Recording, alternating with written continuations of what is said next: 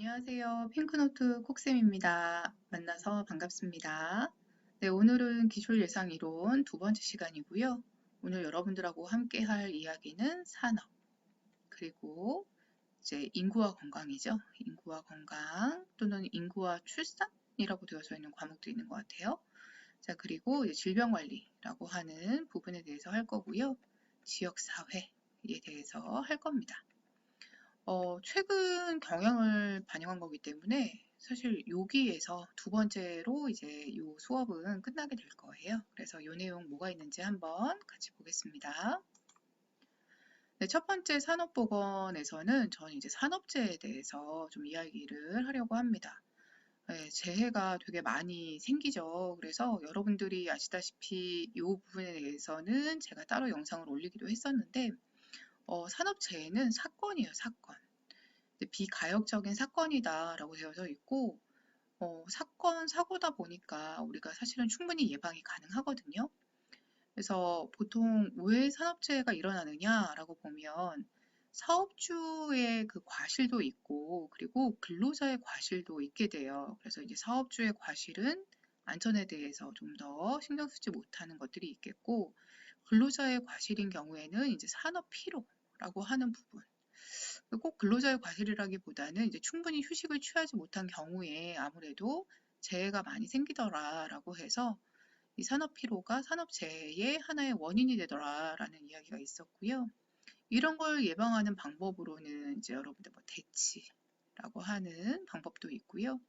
대치는 변경이죠. 그래서 안전하지 못한 것을 안전한 것으로 물질을 변경할 수도 있고 아니면은 공정을 변경할 수도 있고 그러니까 좀 덜 피로하게 공정을 변경할 수도 있는 거겠죠. 그 다음에 격리라고 하는 부분이 있습니다. 자, 격리라고 하는 부분은 우리가 이제 키워드로 잡자면 원격 조정 또는 자동화라고 하는 아이들이 키워드로 들어가게 되고 또는 뭐 방호벽 뭐 이런 것들이 들어가게 되겠죠. 차폐막 이런 것들이 들어가게 되는 아이인데 그 전에 우리가 가장 근본적이다라고 할 때에는 근본적이다 그리고 가장 기본적이다라고 할 때에는 대치를 주로 이야기하는 거다라고 보시면 돼요. 즉 공정 자체를 안전하게 바꾸는 게 가장 중요한데 이거는 돈이 많이 들어가다 보니까 우리가 이거를 선뜻 하기는 어렵죠. 그다음에 격리라고 하는 건 아까 말씀드린 원격 조정, 자동화 이런 부분들이 되는 거고요. 이거 말고도 이제 환기가 필요한 경우도 있고 또는 보건 교육을 해야 되는 경우도 있고 또는 이제 요즘 우리 많이 하고 있는 보호구 착용이 있는데 사실 보호구 착용을 가장 먼저 많이 생각을 하시더라고요. 그런데 가장 근본적인 거 대치다라고 하는 거를 꼭 기억을 해주셨으면 좋겠습니다. 자, 거기에서 이제 통계 지수를 조금 볼 건데요.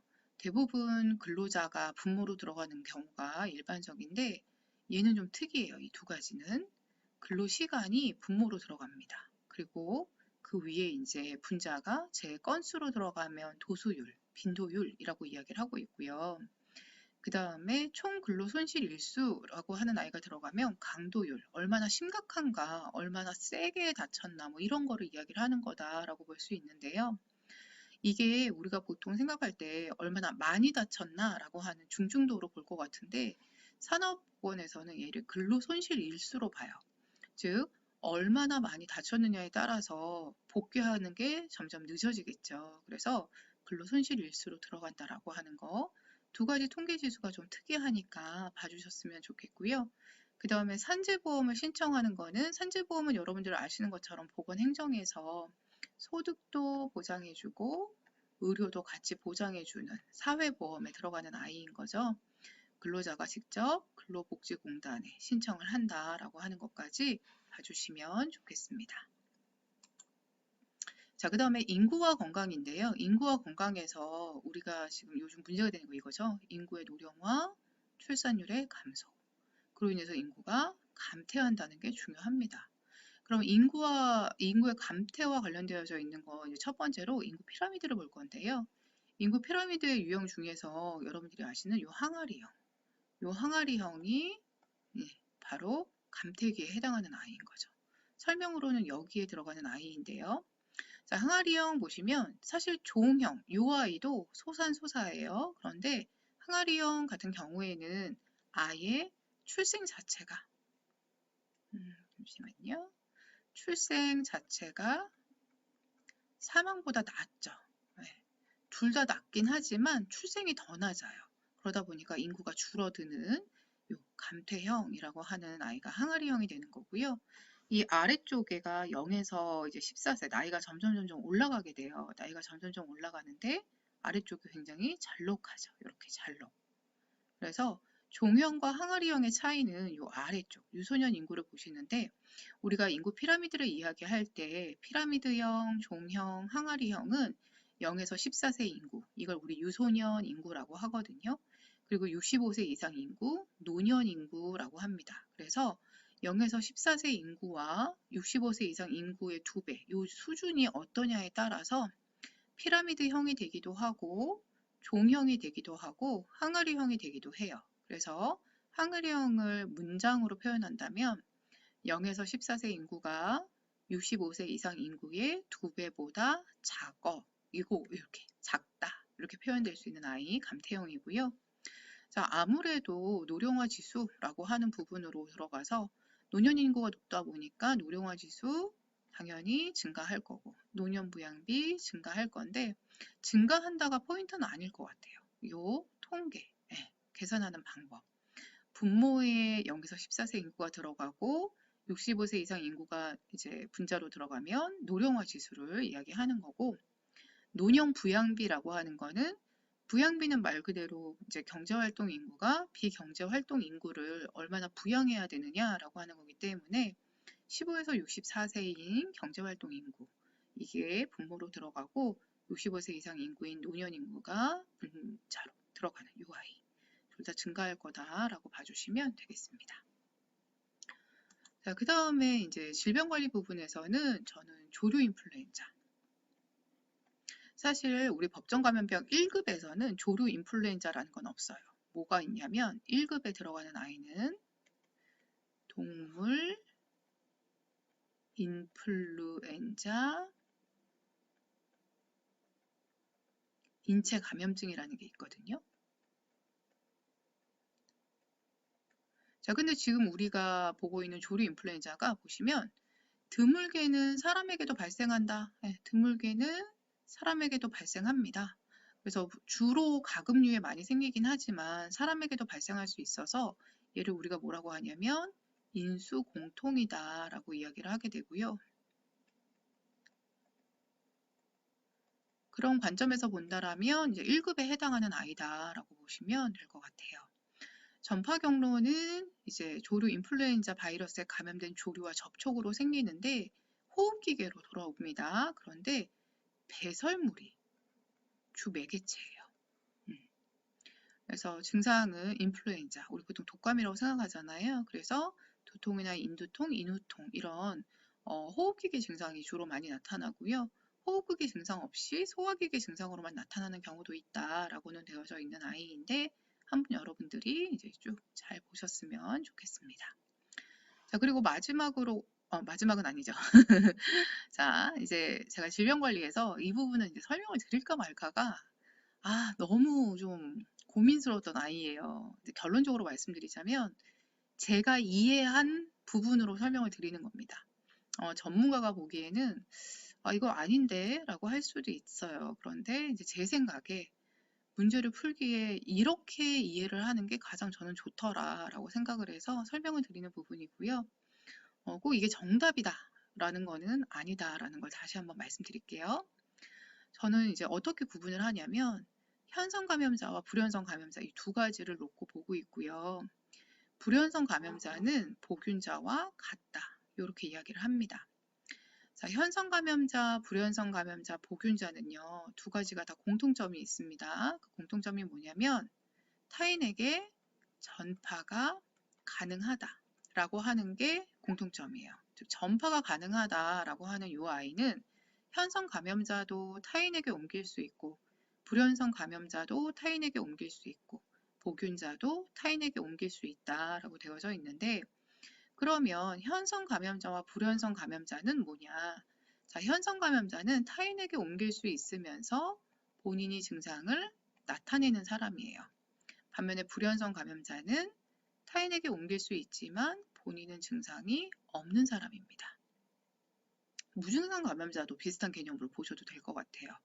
자, 중요한 건 뭐냐면 현성 감염자는 증상을 나타내는 요거 때문에 우리가 되게 위협적으로 느끼지만 불현성 감염자에 비해서는 그래도 우리가 피할 수 있는 여지를 주는 사람들이에요. 예를 들어서 여러분들이 대중교통 안에서 누군가가 마스크를 끼지 않고 막 기침을 하더라. 그러면 여러분 이러면서 피하시게 되죠. 네. 그런데 불현성 감염자는 본인이 증상을 나타내지 않으면서 타인에게 전파를 시킬 수 있기 때문에 오히려 우리는 불현성 감염자를 더 위험하게 생각을 하고 있죠. 그러면 불연성 감염자와 보균자는 어떻게 구분을 해야 되느냐? 저는 이걸 만약에 구분해야 된다면 어느 시점에서 균을 전파하느냐라고 할 때 보균자라는 용어를 사용한다. 이렇게 설명을 드리고 있습니다. 예를 들어서 잠복기 보균자라는 게 있어요. 즉, 주증상이 생기기 전에 전파하는 거로서 예를 들어서 우리가 오늘 저와 함께한 사람이 코로나 PCR 검사에서 양성이다라고 이렇게 확인을 받았대요. 그러면 저만 이제 코로나 검사를 하는 게 아니라 이 양성인 환자와 예전에, 그러니까 2, 3일 전에 접촉했던 사람도 같이 PCR 검사를 받게 되어져 있거든요. 그러니까 결론은 내가 양성이 된 이 시점에서 바이러스가 들어와서 증상을 나타내는 게 아니라 이미 내 몸 안에 들어와서 증상을 나타내기 전부터 증식이 되고 그리고 타인에게 전파가 가능하다라고 할 때 잠복기 보균자라고 합니다. 예를 들어서 컨디션의 변화나 이런 증상이 있을 수도 있어요. 그런데 없을 수도 있습니다. 그래서 잠복기 보균자는 저는 굳이 증상이 있다 없다 이렇게 보지는 않고요. 그냥 증상이 나타나기 전에 타인에게 전파시킬 수 있으면 잠복기 보균자다라고 하고요. 증상이 나타나면 그때는 현성 감염자인 환자로 들어가서 이제 치료를 받게 되겠죠. 치료를 받게 되면 증상이 사라지게 돼요. 왜냐하면 증상에 대해서 약물을 쓰기 때문에 당연히 증상은 사라집니다. 하지만 균이 사라졌다는 건 아니겠죠. 그래서 우리 코로나 환자 입원 치료 받는 경우에 증상이 사라졌다라고 해서 퇴원하는 게 아니라 PCR 검사 상에서 음성으로 나와야 우리가 퇴원을 하게 되는 거죠. 그게 이 회복기 보균자 때문이다라고 보시면 돼요. 즉 본인은 증상이 회복이 돼서 증상이 없지만 타인에게 균을 전파할 수 있는 사람, 그 사람을 우리가 회복기 보균자다라고 이야기를 하는 거고요. 그 다음에 건강보균자라는 사람이 있어요. 건강보균자 굉장히 중요한데 아주 우연한 기회에 병원체 검사를 해서 내 몸에 병원체가 있다라고 하는 걸 발견되기 전까지는 절대 알 수 없는 사람이에요. 그래서 건강보균자를 이야기할 때 우리가 항상 하는 말이 건강인과 같아 라고 이야기를 하거든요.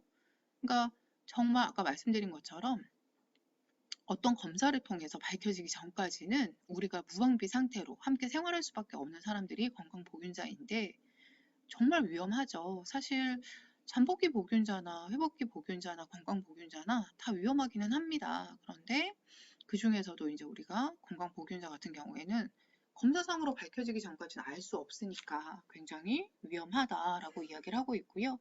굳이 보균자와 이 불연성 감염자를 구분하는 문제가 나오진 않아요. 오히려 여러분들 문제로는 굉장히 간단하게 나옵니다. 굉장히 간단하게 나오는데 이론상에서 이거를 구분할 때 설명이 좀 애매해서 헷갈려 하시더라고요. 그래서 문제를 푸실 때에는 아마 쉽게 푸실 수 있으실 것 같아요. 자, 그 다음에 이제 마지막으로 갈 겁니다. 네, 마지막 지역사회 간호인데요. 저희 집에 감기 환자가 있어서 기침 소리가 자꾸 들어가나 봐요. 네, 코로나는 아닙니다. 네, 마지막으로 우리 지역사회의 학대가족이라고 하는 부분. 참 슬프죠. 학대가족 슬픈데 아동학대에서부터 노인학대까지 또는 부부간의 학대까지 또는 데이트 폭력이라고 하는 부분도 있는 굉장히 많은 학대가 이루어지고 있어요. 그래서 이제 가정폭력이라고 하는 학대가족 위주에서 본다면 가정 구성원 사이에 상당한 피해를 수반하는 행위다라고 정의를 내려져 있고요. 저는 여러분들이 이제 종류를 좀 봐주셨으면 좋겠습니다. 신체적인 폭력 당연히 아실 거고 정서적인 학대 있어요. 예를 들어서 내가 널 왜 낳았니? 너는 쓰레기다. 뭐 이런 거. 내가 너 때문에 인생이 망했어. 이런 경우들 정서적 학대가 되는 거죠. 경제적인 위협이 있습니다. 예를 들어서 금전적으로 예를 들어 이제 노인에게 뭐 사용할 수 있는 생활비를 주지 않는다라거나 이런 것들 그런 경제적인 위협이 되는 거고요. 그 다음에 성폭력 들어가게 되고 방임은 많이 아실 거예요. 최소한의 행위를 돌보는 행위를 하지 않는 거 방임이라고 하거든요. 방임으로 죽은 이제 아이도 있잖아요. 그래서 굉장히 슬프죠. 뭐 의료기관에 데려가지 않는다라던가 이런 것들 또는 뭐 이렇게 때에 맞춰서 예방접종을 시키지 않는다라던가 아니면 적절한 교육을 받지 않게 한다라든가 그런 경우를 우리는 방임이라고 이야기를 합니다. 마지막으로 유기라고 하는 부분이 있는데요. 버리는 거죠. 네. 동물만 버리는 게 아니라 예전에는 뭐 치매 어르신 유기하는 경우도 많이 있었어요. 그리고 지금도 원하지 않은 아기를 출산을 하고 아기를 버리는 경우 많이 있죠. 이런 것들 다 가정폭력이라고 하는 부분에 들어가게 되는 거고요. 적당한 이제 사회 체계 안에서 회복할 수 있도록 기회를 주어야 되는데 신고에 대한 의무에 이제 우리도 들어갑니다. 그래서 교육기관이라던가 의료기관 또는 보호시설의 종사자가 알게 됐다라면 그때는 정당한 사유가 없으면 이라고 되어 있는데 뭐 정당한 사유가 어떤 게 있겠습니까? 그래서 즉시 112나 아니면 1366에 신고를 해라 라고 되어져 있고요. 이때는 비밀보장의 원칙에서 예외 사항으로 들어갑니다. 그래서 보통 우리가 비밀보장을 법규에서 굉장히 강조하고 있지만 자해나 타해 이제 우려가 있다라고 인정되는 경우라면 비밀보장은 더 이상 제한을 받지 않는다라고 되어져 있습니다. 네, 오늘까지 해서 기술예상이론 두 번째 시간 마무리할 거고요. 이제 우리 함께할 시간이 그렇게 많지는 않을 것 같아요. 왜냐면 이제는 여러분들이 점점 정리를 하시는데 새로운 이론을 많이 이제 안다라기보다는 알고 있는 걸 정확하게 반복하는 게 좋기 때문에 저도 가능하면 좀 영상을 요번까지만 올리고 더 올리지 않으려고 생각하고 있습니다. 그런데 혹시 필요한 영상이 있다라고 하신다라면 언제든지 요청해 주시면 올려드릴 거고요. 공식적으로는 오늘이 마지막입니다. 네, 급 마지막이라 깜짝 놀라셨죠? 네, 마지막까지 이제 영상 같이 봐주셔서 감사하고요. 뭐 이거 외에도 제 그 유튜브 안에 있는 여러 가지 영상들이 여러분들에게 좀 도움이 됐으면 합니다. 그리고 건강관리 잘 하셔서 최상의 컨디션으로 시험에 임하셔서 원하시는 좋은 결과 얻길 바랍니다. 네, 여러분들 수고 많으셨고요. 저는 나중에 이제 시험 끝나고 나서 4월부터 다시 새로 이론 시작하겠습니다. 네, 그러면 모두 좋은 결과 있으시길 바라고 또 좋은 주말 보내시길 바랍니다. 감사합니다.